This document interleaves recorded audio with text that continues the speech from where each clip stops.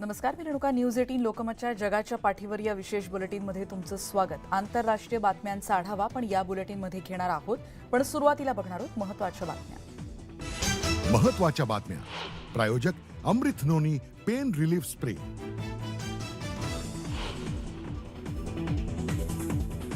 जगभरात ईद अल अधाचा उत्साह. बलिदान म्हणून बकरी कुर्बान करण्याची परंपरा. भारतात गेल्या 24 तासात 47 नवीन कोरोना रुग्णांची नोंद. 1549 रुग्णांवर सुरू आहेत देशभरात उपचार. कोरोना बळींची भारतातली एकूण संख्या 5,31,905. अमेझॉनच्या जंगलात अडकलेल्या मुलांची सुटका केलेल्या सैनिकांचा कोलंबियाच्या अध्यक्षांनी केला गौरव. बचाव कार्याची जगभरातून झाली होती प्रशंसा.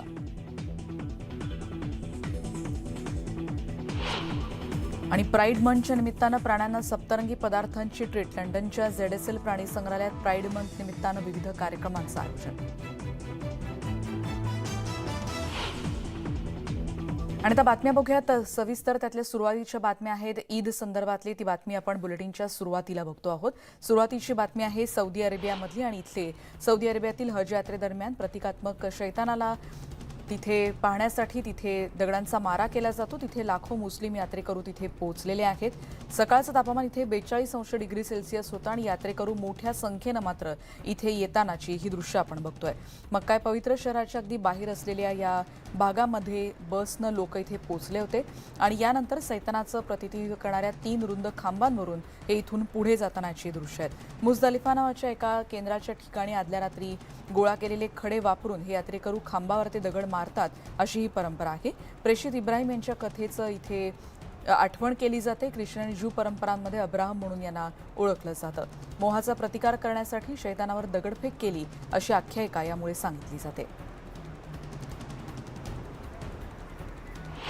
पुढची बातमी आहे नायजेरियातली. नायजेरियाच्या मुसलमान बांधवांनी बुधवारी ईद अल अधाचा सण साजरा केला. इस्लामिक कॅलेंडरमधला सर्वात मोठा सण आहे, ज्याला ईद अल कबीर म्हणून देखील ओळखलं जातं. सर्वात पवित्र स्थान असलेल्या सौदी अरेबियातील मक्का इथे जाण्यासाठी ही एक महत्त्वाची तीर्थयात्रा अर्थात हज म्हणून इथे ओळखलं जातं आणि तिथे देखील हे बांधव हजेरी लावत असतात.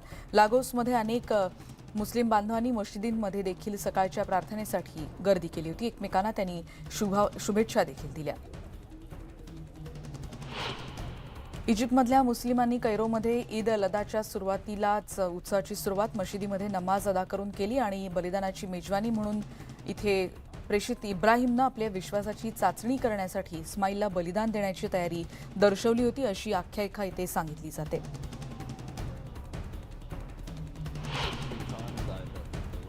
पुढच्या बातम्यात युक्रेन आणि रशिया संदर्भातल्या प्रिगोझिन यांचं बंड अयशस्वी ठरलं होतं. रशियात या बंडाचे दीर्घकालीन परिणाम जाणवतील असं वक्तव्य केलं ऑस्ट्रेलियाचे पंतप्रधान अँथनी अल्बनीझ यांनी. गेल्या आठवड्यात झालेल्या बंडानंतर रशियामध्ये परिस्थितीचं निराकरण अजूनही होण्याची शक्यता दिसत नाही असं त्यांनी म्हटलंय. दक्षिणेकडच्या रशियन लष्करी मुख्यालयाचा त्यांनी ताबा घेतला होता आणि ते तिथून पुढे गेले होते. आणि यानंतर वॅगनर खासगी लष्करी सैन्याचं नेतृत्व करणारे प्रिगोझिन हे बेलारूसला निर्वासित होतील आणि या कराराचा काही तपशील बेलारूसचे अध्यक्ष अलेक्झांडर लुकाशेंको यांनी यानंतर जाहीर केला होता.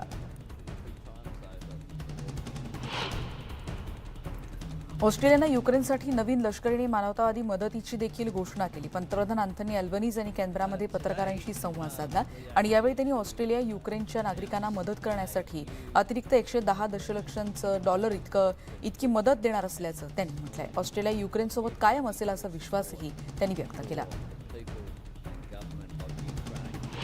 प्रिटोरियामध्ये दक्षिण आफ्रिका आणि जर्मनीच्या परराष्ट्र मंत्र्यांमध्ये बैठक झाली, ज्यात ऊर्जा सुरक्षा, हवामान बदल आणि आफ्रिका आणि युरोपला प्रभावित करणाऱ्या अनेक मुद्द्यांवर चर्चा झाली. अॅनालिना बर्बॉक त्याचबरोबर जर्मन दक्षिण आफ्रिकन द्विराष्ट्रीय आयोगाला उपस्थित राहण्यासाठी दक्षिण आफ्रिकेच्या 2 दिवसांच्या दौऱ्यावर होत्या. नेल्सन मंडेला यांच्या पुढाकारानं या सहकार्य करारासाठीचं फ्रेमवर्क त्याच्यावर चर्चा करण्यासाठी 1996 मध्ये याची स्थापना करण्यात आली होती.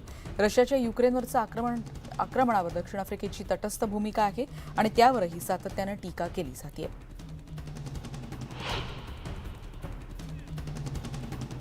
पुढची बातमी आहे युक्रेनमधली जापोरेझिया प्रदेशातली ही बातमी आहे. इथे युक्रेनच्या जापोरेझिया भागात मोठ्या प्रमाणात हल्ले सुरू आहेत. डोन्स्क प्रदेशाच्या अनेक भागांमध्ये सैन्य जिथे मोठ्या प्रमाणात तैनात आहे तिथे ब्रिटिश सैन्यानं याविषयीची काही माहिती दिली आहे की युक्रेनच्या सैन्यानं अलीकडच्या दिवसात आपल्या मुख्य सीमा रेषेवरचे जे सैनिक आहेत या युक्रेनच्या सैन्यानं प्रतिआक्रमण करतानाच्या पहिल्या 2 आठवड्यात चांगल्या प्रकारे रशियन सैन्यावर हल्ला केल्याची देखील आणि त्यासाठी रणनीती सुधारण्याचा देखील त्यांनी प्रयत्न केल्याची त्यांनी प्रतिक्रिया दिली.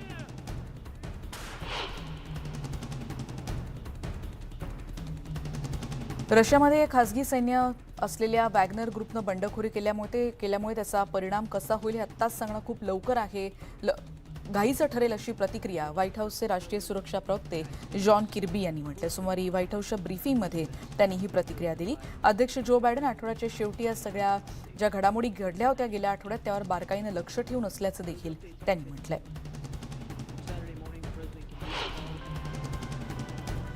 बार्बाडोसच्या पंतप्रधानांचा 4 दिवसांचा चीन दौरा सध्या सुरू आहे आणि चीन आणि बार्बाडोसच्या पंतप्रधानांनी नुकतीच बीजिंगमध्ये चर्चा केली.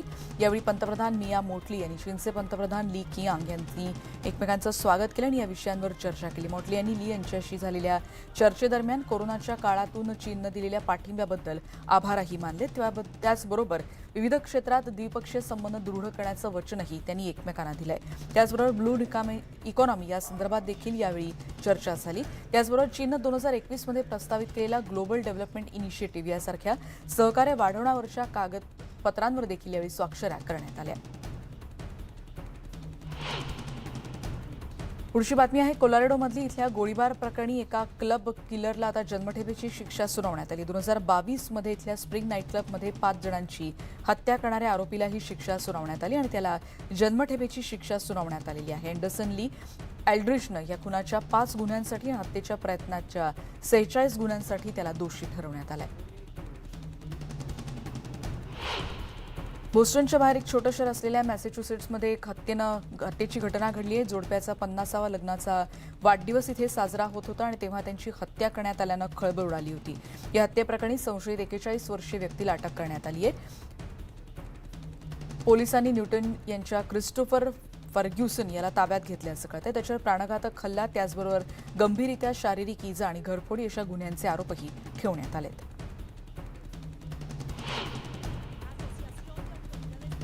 विमान अपघातानंतर अमेझॉनच्या जंगलात 40 दिवस अडकलेल्या 4 मुलांची काही दिवसांपूर्वी सुटका करण्यात आली होती आणि कठीण बचावकारी यशस्वी केलेल्या सैनिकांना आणि स्वयंसेवकांना कोलंबियाच्या राष्ट्रपतींनी नुकतंच गौरवलं.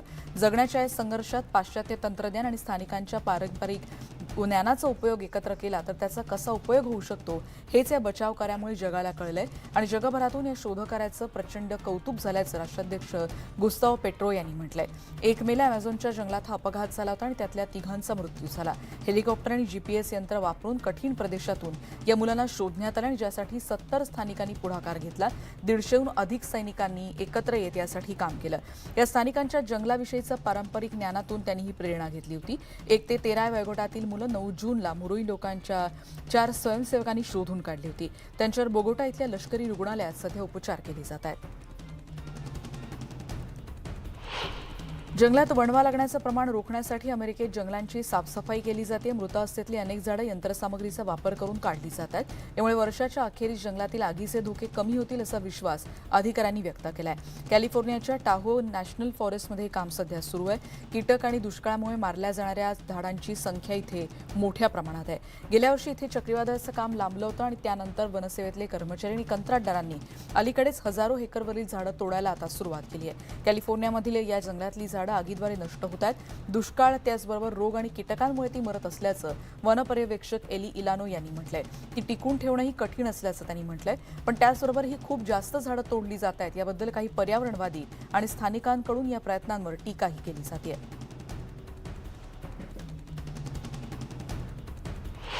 बातमी आहे नायजेरियातली इथल्या एका सुविधेवर नवीन झालेल्या तेलगळतीमुळे शेतजमीन आणि नदी प्रदूषित झाली आहे. त्यामुळे नायजेर डेल्टाच्या काही भागामध्ये मासेमारी आणि शेती करणाऱ्या समुदायांच्या जीवनमानावर मोठ्या प्रमाणात परिणाम झालाय. या तेल उद्योगामुळे इथे पर्यावरणीय प्रदूषणाचा सामना करावा लागतोय. ट्रान्स नायजर पाईपलाईनमधून ही गळती झाल्याचं national oil spill detection and response एजन्सीकडून सांगण्यात आलंय. ओगोनीलँडमधल्या गेल्या 16 वर्षातली सर्वात वाईट घटना एक असल्याचं पर्यावरण कार्यकर्ता फायनफेस डुनामे यांनी म्हटलंय.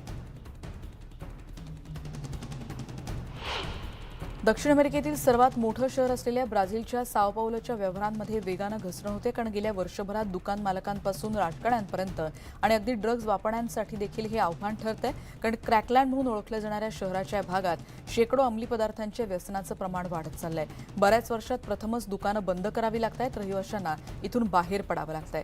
इथल्या शेकडो व्यसनाधीन नागरिकांना पांगवण्यात आलंय, पण ते संपूर्ण परिसरात पसरलेत आणि यामुळे इथले रहिवासी घाबरलेल्या अवस्थेत आहेत. अनेक व्यवसाय देखील इथे बंद करावे लागलेत. या व्यसनाधीन व्यक्तींसाठी इथे विविध कार्यक्रमांचं आयोजन करून त्यांना नशामुक्तीचं प्रशिक्षण देण्याचे प्रयत्नही केले जात आहेत. स्थलांतरण देशात बेकायदेशीर प्रवेश करण्याच्या प्रयत्नांबद्दल इथे कठोर परंतु त्याचबरोबर न्याय्य धोरण सुरू ठेवण्याचं वचन ग्रीसच्या नवीन स्थलांतरण मंत्र्यांनी दिलंय. सार्वत्रिक निवडणुकांमधल्या मोठ्या विजयानंतर पंतप्रधान किरियाकोस यांनी शपथ घेतली आणि यानंतर काही तासातच दिमित्रिस कॅरिडिस यांनी पत्रकारांशी संवाद साधला. ग्रीस आणि तुर्कस्तानच्या सीमेवर भिंत वाढवण्याचं आणि युरोपियन युनियनमध्ये जाणाऱ्या स्थलांतरितांना जी बोट घेऊन जाते त्यांना रोखण्यासाठी पूर्व भूमध्य समुद्रात कठोर गस्त सुरू ठेवण्याचं आश्वासनही त्यांनी दिलं.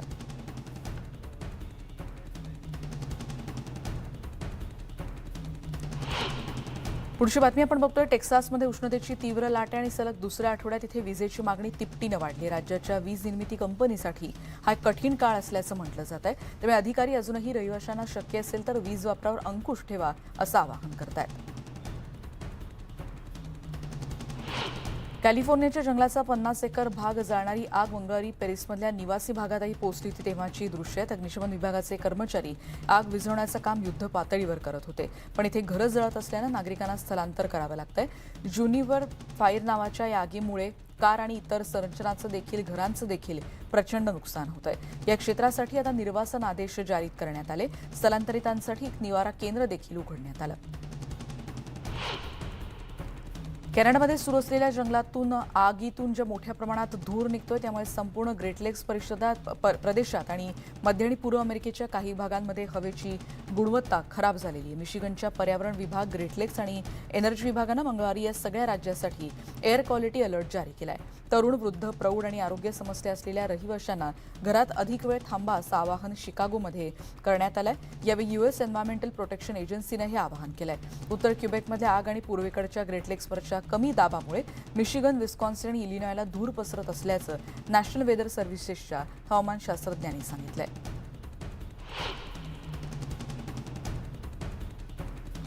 कॅनडाच्या जंगलात लागलेली आग अधिक भीषण रूप धारण करते. पेनिसिल्व्हेनियाच्या पर्यावरण संरक्षण विभागानं कॅनडाच्या जंगलांमधील आगीबद्दल रेड अलर्ट जारी केलाय. जंगलात लागलेल्या भीषण आगीमुळे मोठ्या प्रमाणात धूर तयार होतोय. धुरामुळे हवेचा दर्जा प्रचंड खालावलाय आणि यामुळे रेड अलर्ट जारी करण्यात आलाय. या वणव्यातून निघालेल्या धुरामुळे अमेरिकेच्या मोठ्या भागांवर धुराचे असे थर दिसत आहेत आणि जे चिंताजनक मानले जात आहेत. इथे इलिनॉय, इंडियाना, ओहायो आणि त्याचबरोबर पश्चिम व्हर्जिनियाच्या भागांकडे हे धुराचे लोट सरकत आहेत. जवळपास 8 राज्यांसाठी हा इशारा देण्यात आलाय.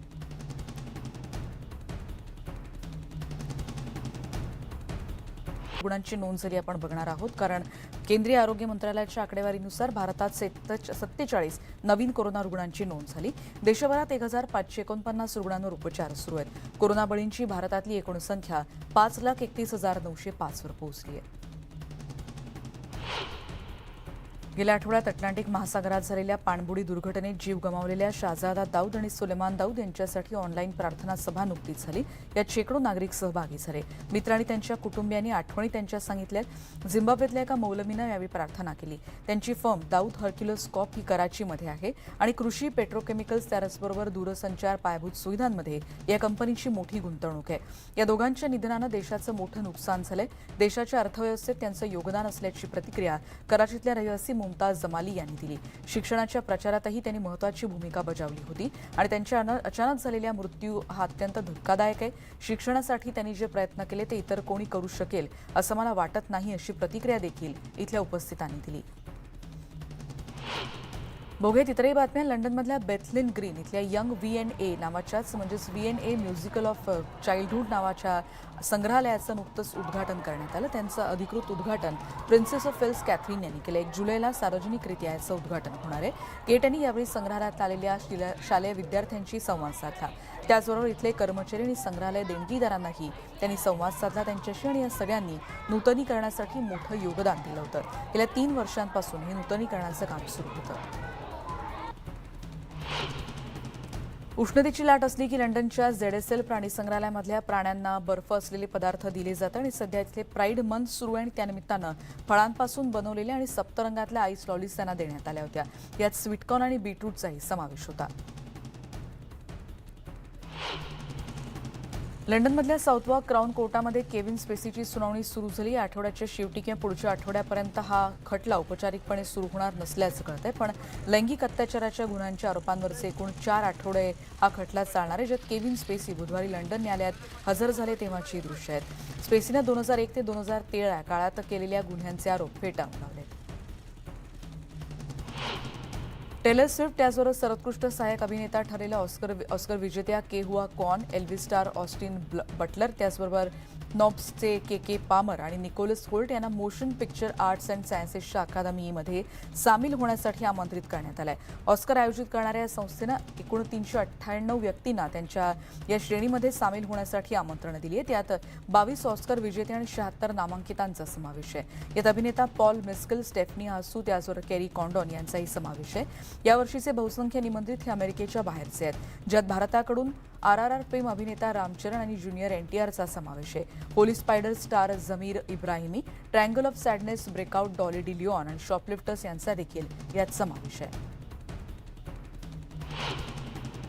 लंडनमध्ये द विचर सीझन 3चा प्रीमियर नुकताच म्हणजे काल झाला. या सीझनमध्ये गेरॉल्ट ऑफ रिव्हियाची भूमिकेत हॅनी कॅव्हिल दिसतील, पण पुढच्या सीझनमध्ये ती ही भूमिका साकारणार नसल्याचं कळतंय. मतभेदांमुळे शेवटचा सीझन संपल्यानंतर हा शो सोडत असल्याचं त्यांनी जाहीर केलं होतं. ऑस्ट्रेलियाचा अभिनेता लियाम हेम्सवर्थ सीझन 4मध्ये कॅव्हिलची भूमिका साकारेल. दरम्यान द विचर सीझन 3चा पहिला भाग नेटफ्लिक्सवर आज म्हणजे 29 जूनला आणि 27 जुलैला दुसरा भाग पाहता येणार आहे.